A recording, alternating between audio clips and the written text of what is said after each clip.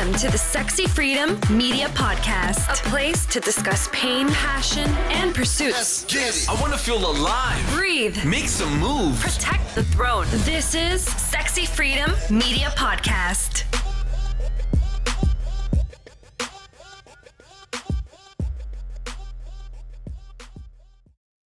Welcome to the Sexy Freedom Media Podcast. It's your host, Helen Edwards, and January Liddell. Aloha. We have an exciting guest for you today. Her name is Lisa Beck. Welcome, Lisa. Can you please let our audience know who you are? Yeah, I'm Lisa Beck. I reside in Minneapolis, Minnesota, and I'm a former athletic trainer, taking care of athletes in their injuries, a corrective exercise specialist. I'm an international selling author, a TEDx speaker, and I love to study sexual energy and all things energetic and how it impacts our physical, mental, and emotional health. Very exciting. All right, let's jump into our first question here. Lisa, how do cognitive and hormonal differences between men and women's brains impact their approach to fitness and performance in their 40s? Ooh, what a great question to start out and dive into. Like, you ladies are just like, let's go in deep, and I love it. I'm going to start with this analogy on how men's brains work and how women's brains work, because I think that explains a lot in the difference between men's behavior and women's behavior, not just in fitness and performance, but in kind of all aspects of life. So I like to say a man is like a waffle. They are singularly focused, the way their brain works, and they have little compartments. So they have their work compartment, their fitness compartment, their family compartment, the I have to mow the lawn compartment. And it takes a lot of energy for them to move from one compartment into the other compartment because they are so singularly focused. And this all dates back to our primal brain. When caveman, when the man had to go and hunt, his sole focus had to be the hunt and find the food. And if he didn't solely focus on that, then his family wouldn't survive. He wouldn't come back with dinner. And women are like the syrup on the waffle. They are in every square all at once, because a women's brain, how it works, is very multifaceted, very multitasking. And so that's why women are a little bit like a lighthouse. They can see, they're the oracle. They can see how A relates to Z, to B, to C, to D, circling back to A. And they had to be like this in order to survive as well. When the men were away at war or the hunt, the women were taking care of the elders and the children of the tribe. And so they had to be hyper aware of their surroundings for survival. That's why women like to do things in groups as well, because they needed to be in groups for survival tactics. So a lot of these cognitive ways we function date back to still aspects of our brain that are really, really primal. So if we move forward to 2024 and the health and wellness industry or our fitness, we can see that men can be really solely focused, and that benefits them, that they can hyper focus on their workout, concentrate, do their thing, get in, get out, get done. Right? And we can relate a lot of this to sex too. Get in, get out, get done. Boom. Women, that's why you see a lot of women in group fitness classes. They like the community, the accountability. And so for women to find their routine, it's a little bit understanding of how their brain works and how it's going to help them function in their fitness routine. Does that make sense? It does make sense. And I've never heard that analogy of the waffle and the syrup, and I love it. You got me hungry actually about it. But I do know that that concept of men very much think compartmentalized. Pastor Mark Gungor has mentioned that. And then the syrup being so fluid and just connecting the dots. Pastor Mark Gungor also had mentioned that it's like what is it? The energy. It's like it just connects to everything and just turns right on around it. That makes so much sense. Yeah, and we have a hard time, like women think men think like women, and men think women think like men. And so we have to realize we're literally apples and oranges. So how we communicate, how we process, how we think, what types of routines work best for us very greatly between men and women, especially, in the fitness realm. Women can have a hard time singularly focusing on themselves because they see the children and the dinner and the groceries and the house needs to get cleaned, and then, oh, I still work, so I have all of these work priorities. And so that's where women can learn a little bit from men. And can you create yourself as a box and as a hyper focus? Well, I was thinking on the relation of what you just said, men think that women think like men and vice versa. Mhm. Would this kind of explain why women can be so hard on themselves, especially when it comes to aging, especially in our 40s? We're starting to go through hormonal changes, and I know you're going to talk about, or you specialize in talking about the energies, Mhm. male and or yeah, male and female energies. Yep. Would this mean because we get harder on ourselves as we age, like, oh, I want to get back to a certain image, I want to push myself harder, but our bodies are aging and we're starting to feel it more? Would that mean we're in comparison to a male energy rather than a We female energy? we can be, yes. So men are just going to have more energy. They have more muscles, and they are on a 24-hour hormonal cycle. Like, ladies, wouldn't that be lovely? Like, where their hormones reset every 24 hours. And so they just naturally have more energy because they have more muscle. Muscle holds energy. Women, we are not like that. We don't naturally have as much energy as men. And so it's crucial for women to be hyper aware or become aware of where they have energy leaks in their day. And men actually give women energy. And so it's learning how your partner, coworkers, any man in your life, how they can give you energy. And that could be just simply by taking something off of your plate because it conserves your own energy. And so, yes, women, our bodies are on a 30-day cycle. And so it's understanding where we are in our hormone phase and working around that. Some people like to eat according to where they are in their hormone cycle. Definitely recognizing how your body feels as far as working out in that hormone cycle of when you have more energy, maybe you can push yourself a little bit harder. When you have less energy, then it's just time to rest and receive. And the feminine essence, the feminine energy is nurture, rest, and receive. But in our world, we don't really live like that. And so this is where we're like giving all of our energy away. And so then we're kind of like empty tanks inside. And then when on top of that, our hormones are changing, we have young kids or taking care of the family, older adults that we're taking care of. So we just have all these ways that we're outputting energy and not giving a lot to ourselves. That's very true, because I think as for us women, we feel very responsible for all of the ins and outs of the homes, especially as mothers, right? And we do take in a lot. And so I feel like the dynamic between a man and a woman and the responsibilities at home between a man and a woman is very different. Mm-hmm.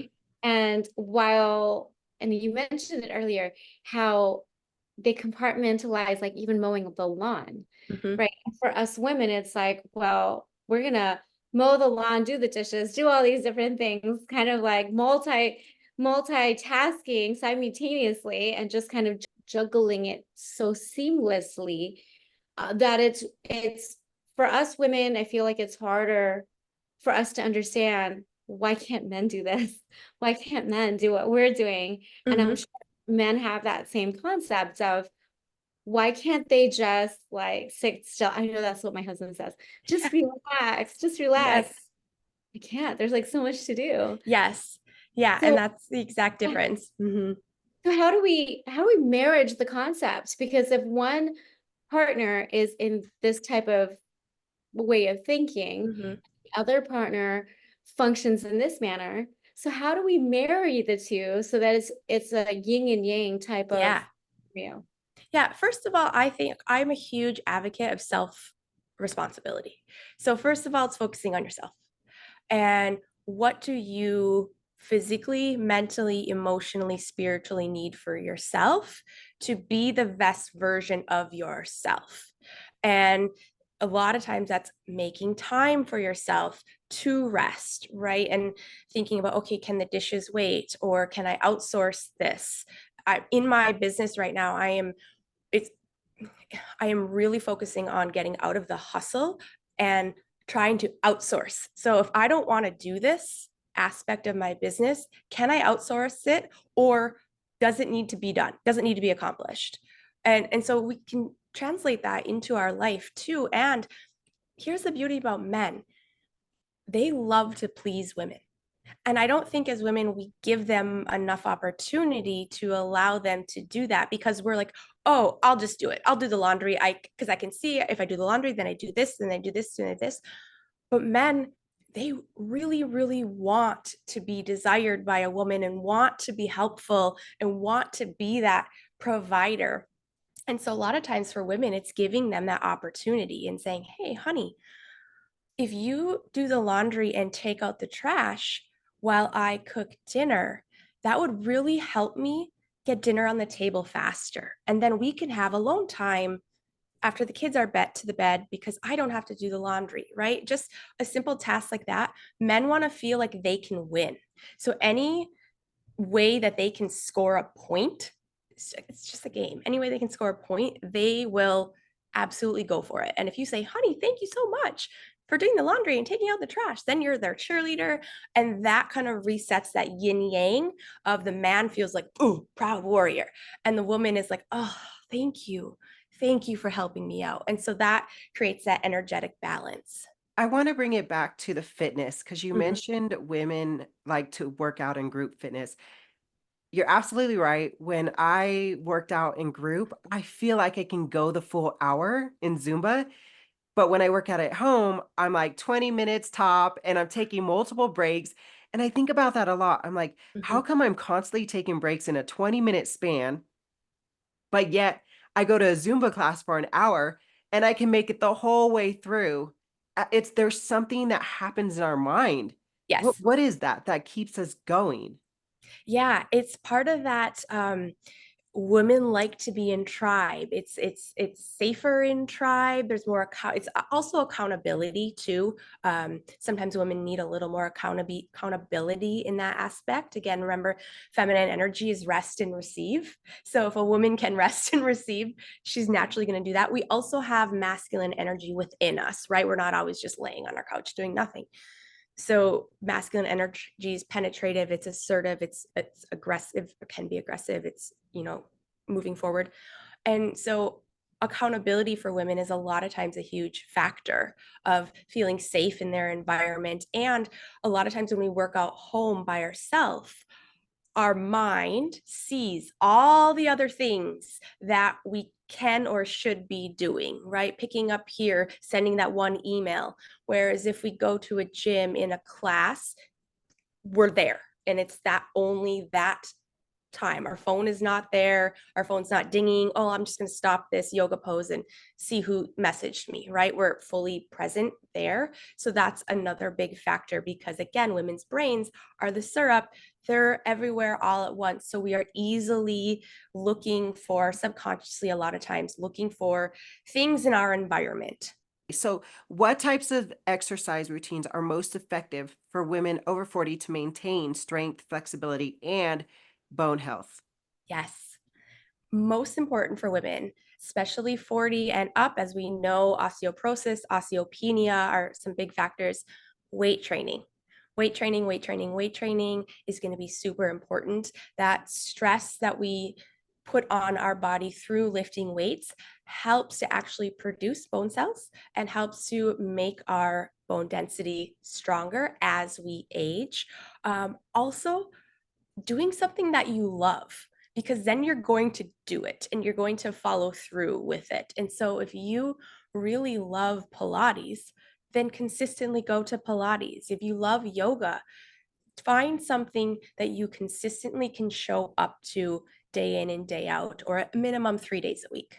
Now, does yoga and Pilates does that equate to weight training? They're a little bit different. So, yoga, there are some fitness yoga classes where you do lift some weights. And then Pilates, there is resistance. So, you're going to build muscle, but the best way to incorporate exercises for bone health is lifting heavier weights. And so in Pilates and yoga, a lot of times you're doing higher repetitions, so you're lifting more lighter weights. But they are very great for flexibility, for core strength, for mobility, which is also a really big factor as we age as well, is mobility, especially because we're sitting so often in so much of our day. That one area that I would suggest women work on, and this will help with all types of mobility and energy, is our hips, because we sit. And if we have had children, we've carried weight in our hips. And depending on the type of birth that we had with our children, some of it can be pretty traumatic on our bodies. And so moving our hips, we store a lot of emotion and a lot of energy in our hips. So the more we can work on mobility and movement and flexibility of our hips, the more we can circulate energy throughout our body. So, what would you recommend in terms of movement for our hips? Because I actually have not heard that before, that we carry a lot of energy in our hips. Mm-hmm. There was trauma. You're right. There was trauma when we give birth. So, what type of movements can we do in order to just release that energy and, I'm assuming, strengthen our hips? Yeah, yep. Strengthen your hips, which would be a lot of like exercises for the butt, which will help with the hips, hip bridges, glute exercises. There's a whole variety, but anything that helps with the butt to strengthen the butt. But for the hips, anything like dancing is fabulous, hula hooping. There's a lot of yoga poses that are targeted for the hip, but even just gentle stretches like laying on your back, pulling your knees up to your chest, and kind of swaying side to side a little bit. It doesn't have to be a huge workout. It could be 10 minutes in the morning or in the evening, laying on your back and bringing your knees to one side and then bringing them to the other side and doing it one leg and then both legs. So kind of that sort of stuff back and forth kind of help to move stuck energy, gain some mobility and some flexibility within the hip joints in particular. Yeah, that's a really good point. In yoga, they talk a lot about the chakras and Mm-hmm. especially near the hips and the sacral chakra and the root chakra and those areas right there. And a lot of releasing when you do a lot of spiraling. And I think Yes. they talk about it all over in multiple cultures, that dancing or pelvic thrusts, Yep. releasing the chi. Yep. A lot of that energy is stored down there. And they also talk about the masculine and feminine energy. That's what I was trying to say earlier. Masculine, not male, but masculine energy and feminine energy is intertwined down in that area, and it gets stuck sometimes. And if you're not Yes. moving it, Yep. it stays there. And I think, I'm not really sure, but I think I heard that if it's stuck there, that's a lot of where the problems come back up through the Mm-hmm. mind, body. Yep, you are exactly right. So our sacral and our root chakra, which relate to our chakra, is safety. It's financial. It's like rooted, grounded, security. So if we've ever had worries about our safety, about our finances, about our security, that's going to be in the root chakra. Sacral chakra is our sexual life force energy. So our creative energy, where all of our creativity comes from. I mean, literally in our womb, we create life, which is amazing, the most powerful energy we have. And that energy in the root and sacral chakra, because chakras are energy centers of our body. Exactly as you said, Helen, it can get stuck there over years and years and years, even generations. We do carry in our DNA emotions and energy from previous generations, and it can cause energy can cause dis-ease in the body, or that translate into disease. So if we don't move in certain, if we're just stationary, it can get blocked, and then it starts to break down physically in the body. How can understanding one's own masculine and feminine energy help reignite motivation and purpose in one's life? Great question, because what you can do is recognize in yourself, like I said, feminine energy is about resting and receiving. And we can look at our life and be like, oh, am I honoring that aspect of my energy, or am I just outputting energy all day long? And our bodies are very intelligent, and they will tell us when you are not honoring that feminine aspect, right? Like a lot of times, if we get a cold or a sinus infection or something, that's kind of a way of our body telling us, hey, we're going. We need to slow down a little bit. The feminine energy is play and it's nurture. We don't often do that for ourselves. Masculine energy is the doing, it's the going out there, it's the getting it done. And sometimes we can be too passive and too soft and not going after what we want to achieve. And so it's recognizing the yin and yang and the play of these energies within us. And then we can also recognize it within people we interact with too, especially our family members, children, and our partners.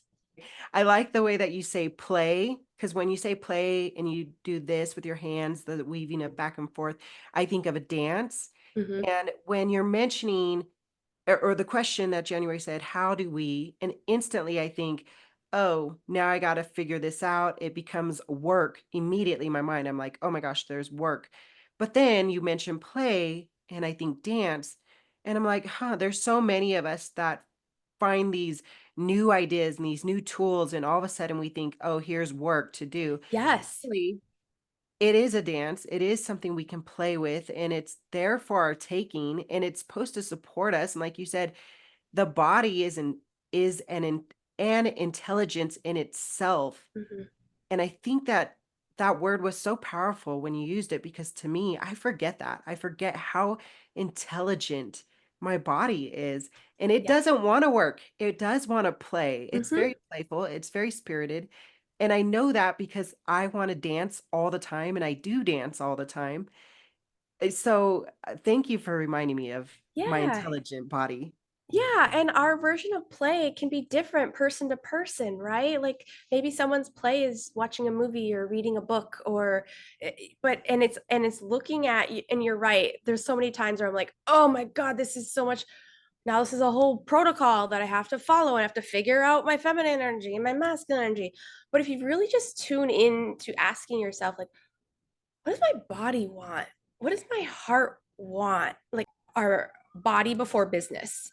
And so, because if we don't take care of our physical body, we won't have a business, or we won't be able to show up for our business. And so, how does that look like for you, of honoring your body before your business? I that brought me to something that happened to me this past year, May, June, and July. My body told me to rest. My body, I mean, I was in the ER multiple times because of my health. And you mentioned disease. You didn't see it that way. It's diet. Dis-ease. Yeah.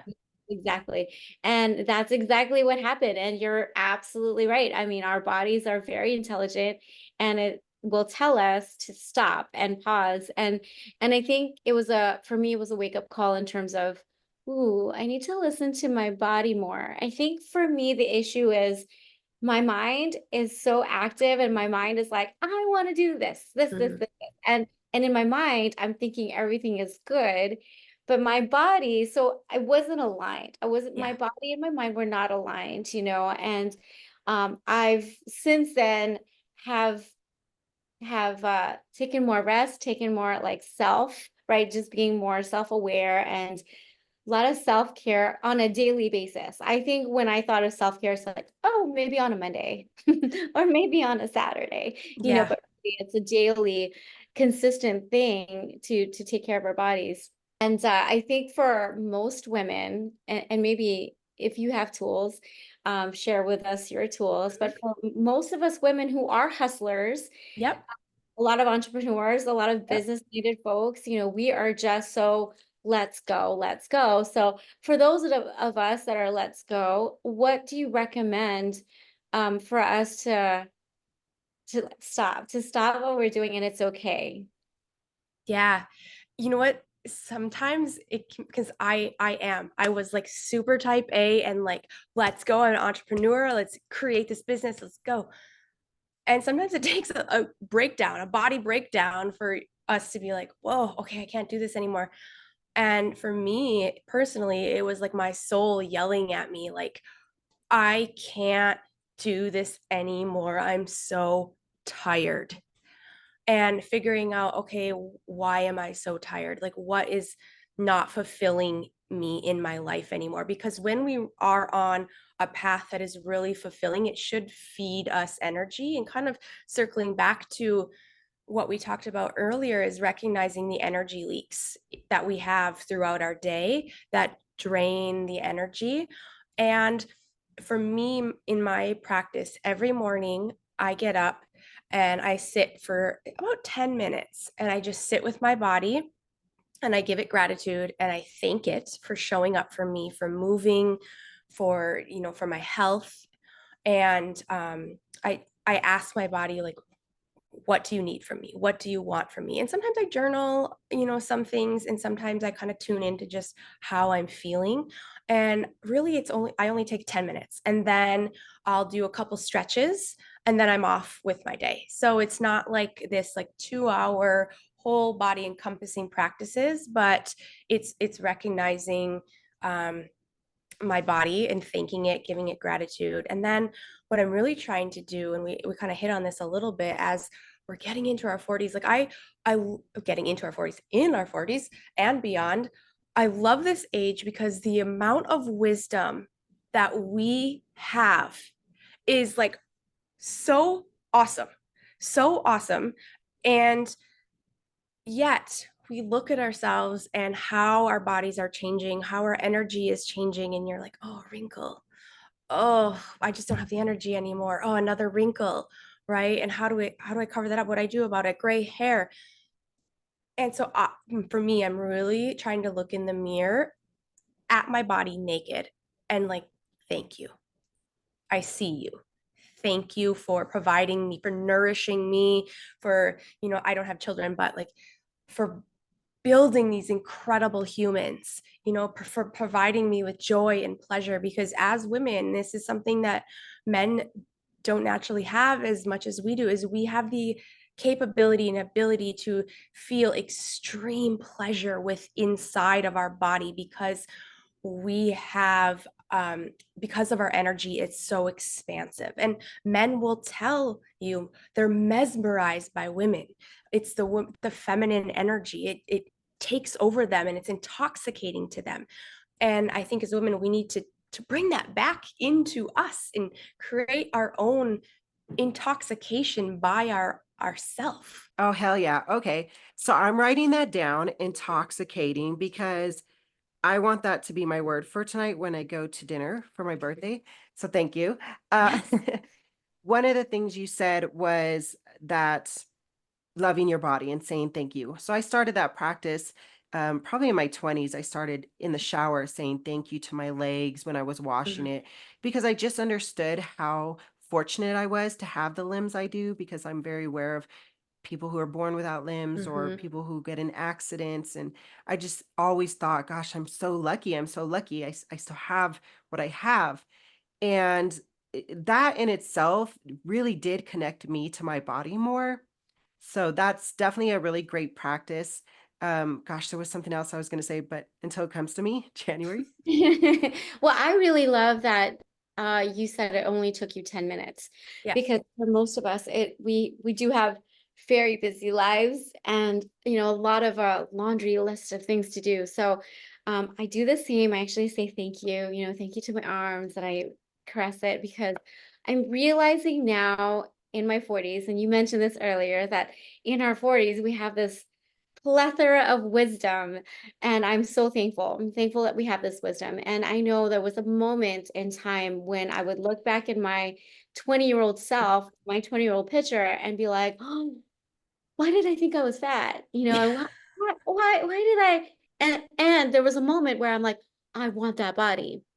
However, moving forward, I'm in the space where I'm like, thank you. I love this body, because when I'm in my 60s, my 80s, my 70s, it's not going to be the same body. So for me, I'm definitely thinking fast forward, right? Which is why we're having this conversation. We're Yeah. having this conversation because eventually we're going to be that 60, 70, 80-year-old selves. And so what we're doing here is discussing, hey, how are we going to involve, fitness, and how is that going to strengthen our bones now so that our future selves will thank us? And so I appreciate this conversation because the whole masculine and feminine energy is so vital. I feel like us women have that masculine energy too. Yeah. So how in your opinion, how are we? Because there's some that are more masculine, some that are more. So how do you explain that? Like, how do we work with that? Yeah, well, it's a sliding scale. So everyone, and it can weave and flow throughout the day. And the feminine energy, I love analogies. So the feminine energy is like the water, and the masculine energy is like the glass that holds the water. And so we need both. Otherwise, if we just have too much feminine energy, it's everywhere, nothing's getting accomplished. The masculine is the container. So we need that within ourselves. If we're going to run a business, we need to have masculine energy to be productive and to do the things and to move forward with our life goals and to create revenue, even in our life, right? A to-do list. And then the feminine energy that balances that out is like the softness, so how you show up for your clients, maybe, or how you show up on a podcast is a lot different than when you are tackling a to-do list. And so it's kind of understanding the ebbs and flows and how they show up each day, and throughout the day. And even with your children, you're probably going to be a little more in your feminine energy if they're little, more nurturing, more caring, compassionate, empathetic, then you probably wouldn't be in your masculine. But if you are maybe going to discipline, maybe you're going to be a little more in your masculine, a little more firm, a little more boundaries, a little stronger in how you approach them. So it does ebb and flow within us quite naturally. Oh, that is so good. What I was going to say is, going back, I have to mention this because I got so excited because I remembered what I was going to say. I was having a conversation with my sister this morning, and she was saying, oh, the 40s are like the new 30s. And I said, I used to think that because I remember being in my 30s and thinking the 30s were the new 20s. And yes, I honestly feel that's true because I did not feel like I aged much in my 30s. Mm-hmm. But the 40s, I gotta say, I don't think it's like our 30s. I gotta say, I really feel it's in a whole different place of its own because of the massive changes that we go through. I 100% agree. It's kind of like, for whatever reason, and I never wanted to buy into it, like, oh, you turn 40 and you lose your eyesight or you start getting gray hair. But then as it started happening to me, I was like, wait a minute, how does the clock know? You just turn 40 and then, oh, here you go. Right. So I had a hard time like recognizing like what is happening, and embracing this stage and falling more in love with who I am now because of the wisdom that I have and the gifts that I have, and coming more into my empowerment of who I am as a woman, the impact I can have on younger generations, and also being a bridge to older generations as well. So we're in this special, unique place right now where we can impact both generations on either side of us. It's so important that we have this conversation, like I said earlier, because I feel like when our parents, when our moms were younger, they didn't have this type of resource, to listen to. So they didn't have a podcast. I don't even think they even discussed like the different changes that us in our 40s are going to go through. So it's really nice to, and you mentioned it earlier about being in a tribe and how that definitely like changes the energy. And I remember one podcast, Helen and I got on this podcast. We're like, I am so tired. I am so tired. And then as we just kept talking, we're like, oh my gosh, I feel so energized. So it is this energetic exchange, and Mhm. we talk about energy all the time.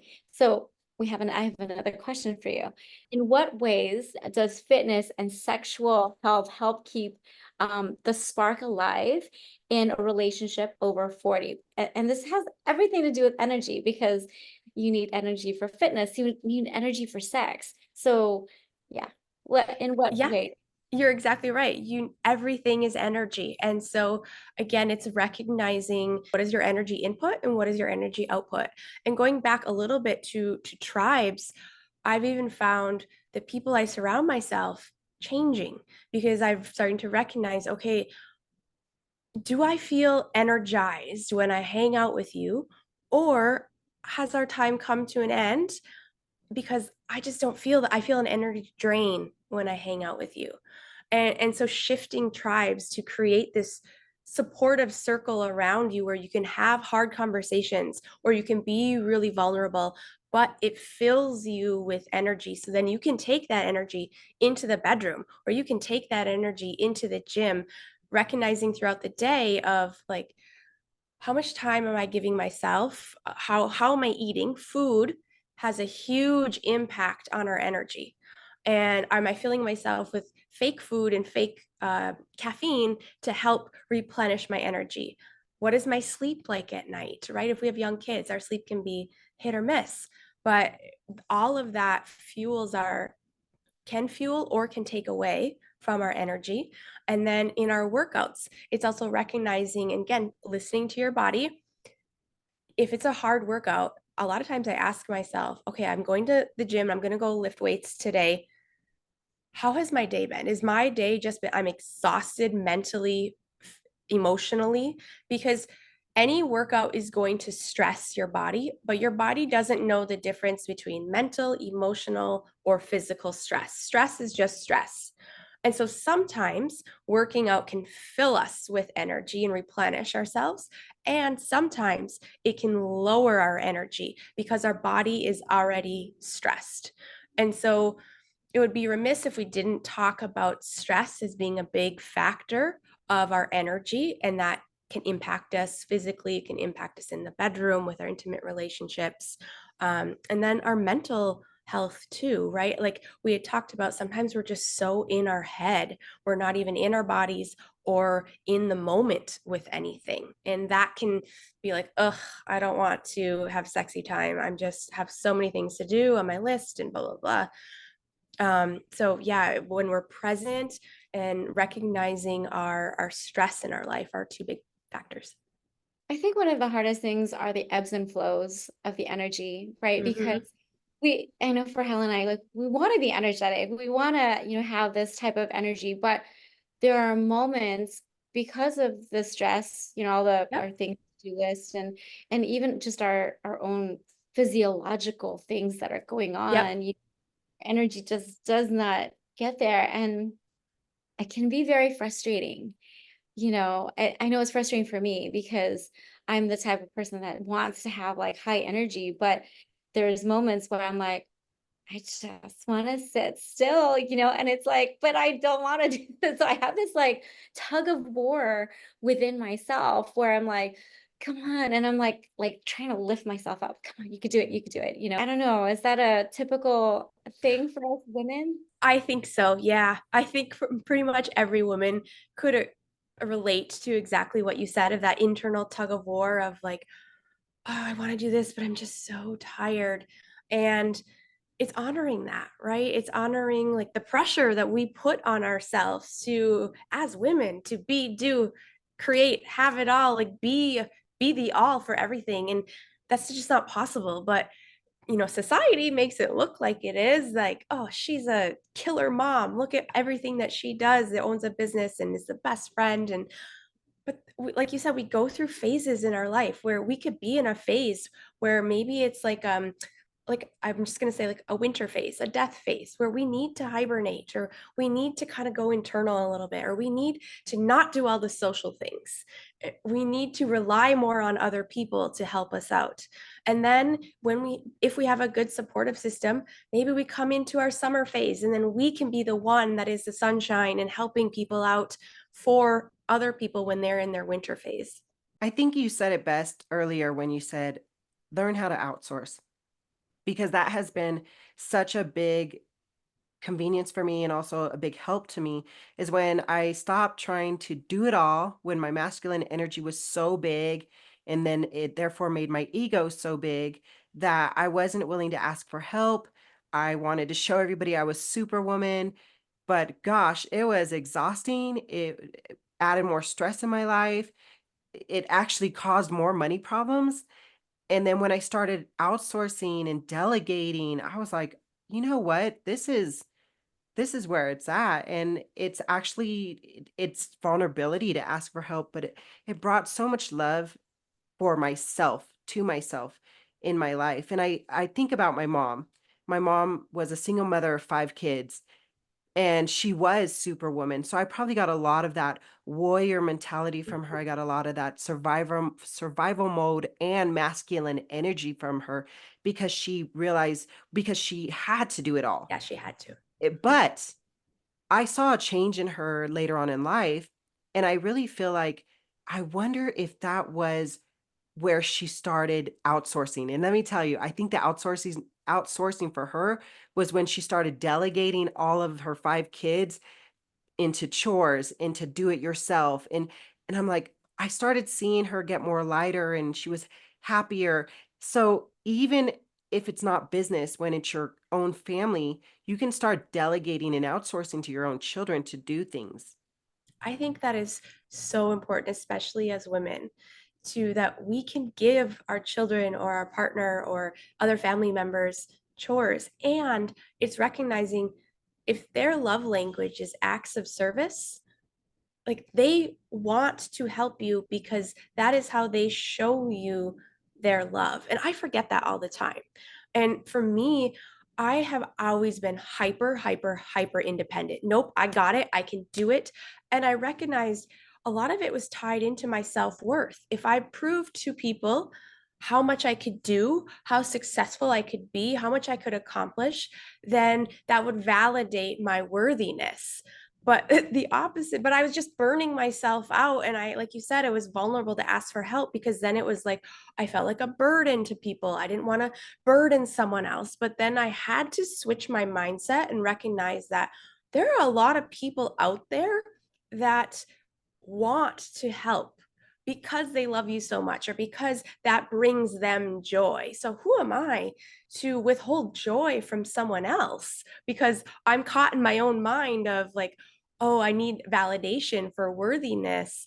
So yeah, that's kind of my story on like how I flipped things around and then recognizing that, oh, men want to provide, they want to provide pleasure. And so if I can ask men to help take some of these tasks that I don't want to do off of my list, like a little thing like, will you help me change my license plate?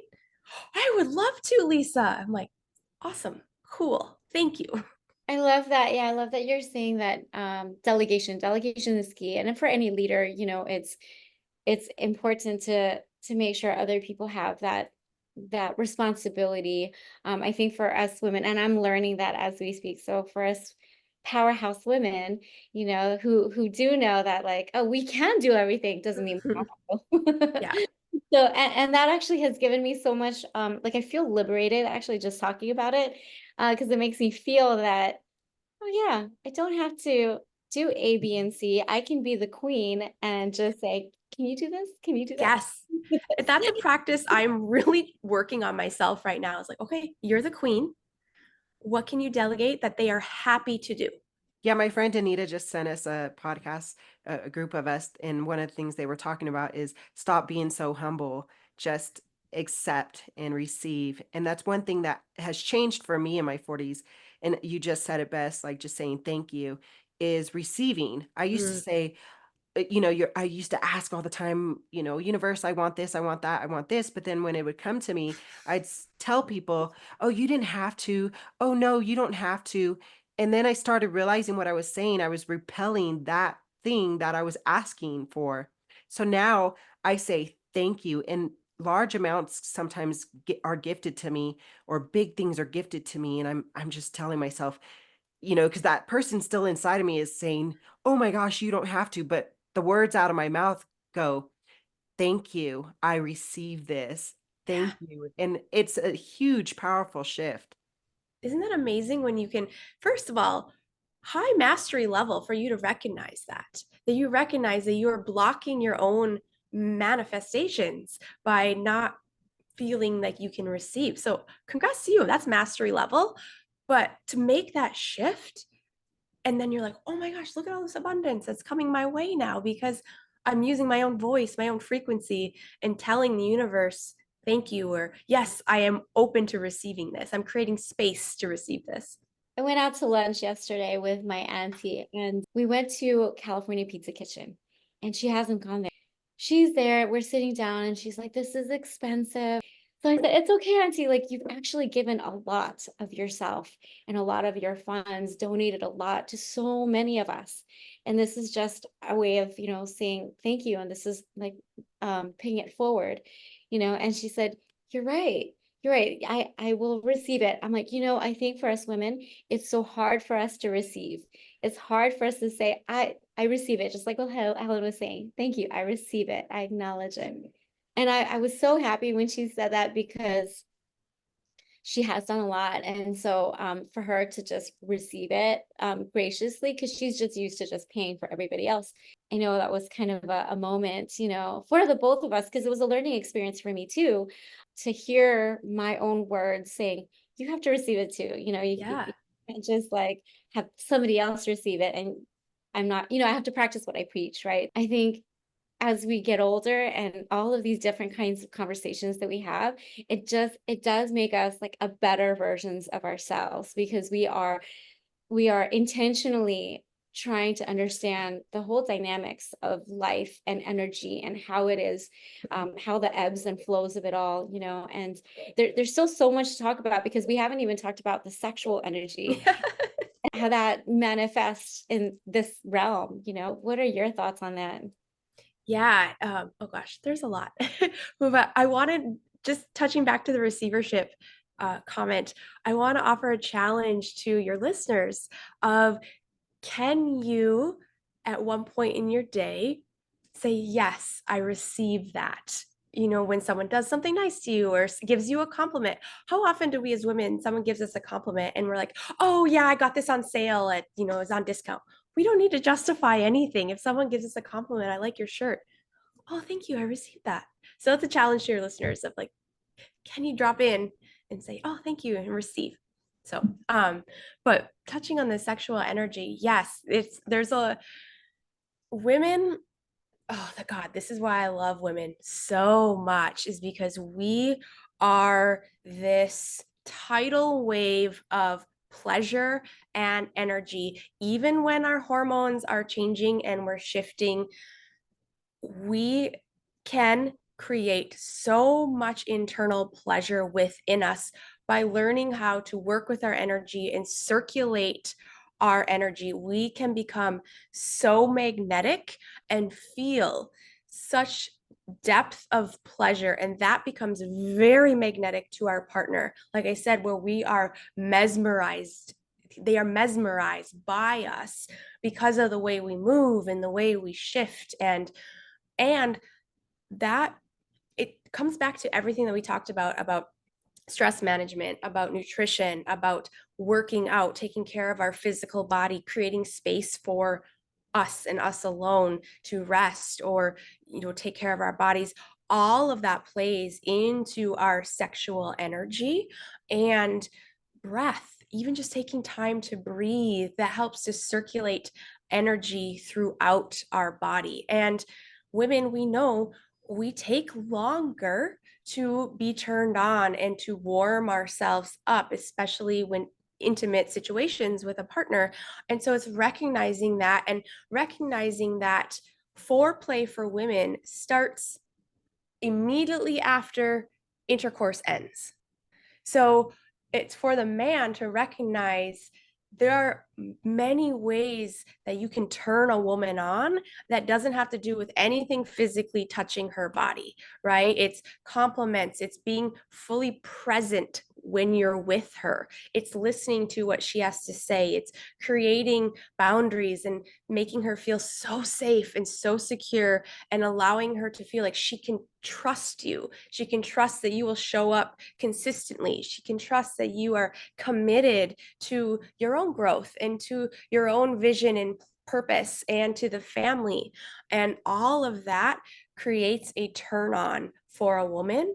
And so again, for another thing for women too, that has to do with sexual energy is, and I don't think a lot of women actually really know this, but like, what are your desires? Like, what do you deeply, deeply desire? And are you communicating this with your partner? And I think, again, it goes back to women think that men are like women and men think like women are like men, where we have good intentions, but we're not communicating in ways that the other person understands or can relate to, or maybe we're just not communicating at all. We just assume that, oh, we've been together for so long, you should know what I need and what I desire. I like that challenge, by the way, because you're challenging. The first challenge was for us women to say, I receive it. Thank you, I receive it. But you're indiscreetly doing another challenge. And that challenge is for us to actually have that conversation with our partners, about what we truly deeply desire, and to really look deep within ourselves and question, hey, what is it that turns you on? What is it that makes you tick and makes you energized? So I like that challenge. Thank you. Yeah, what gives you that spark where you're just kind of like buoyant and vibrant in life?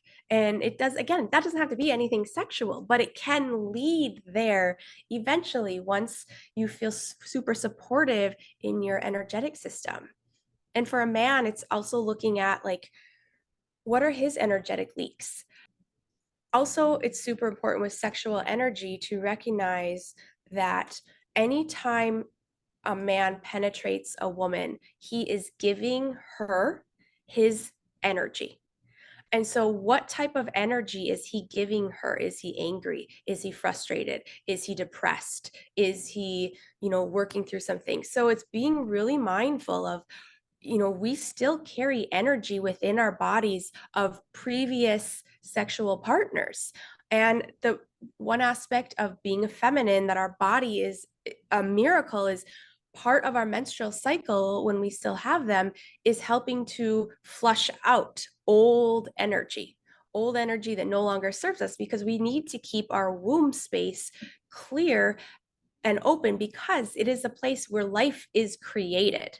And so we don't want any of that old, lower vibrating energy to infiltrate the life that is growing inside of our womb, because that, again, will, if there is life in there, that energy that will imbued into the DNA of the child that we have. I don't want to scare anyone or anything, make it bad, but it's just being really responsible of our energy input and output. I concur with what you said. When it comes to flushing, how you said that's usually why we have our cycles.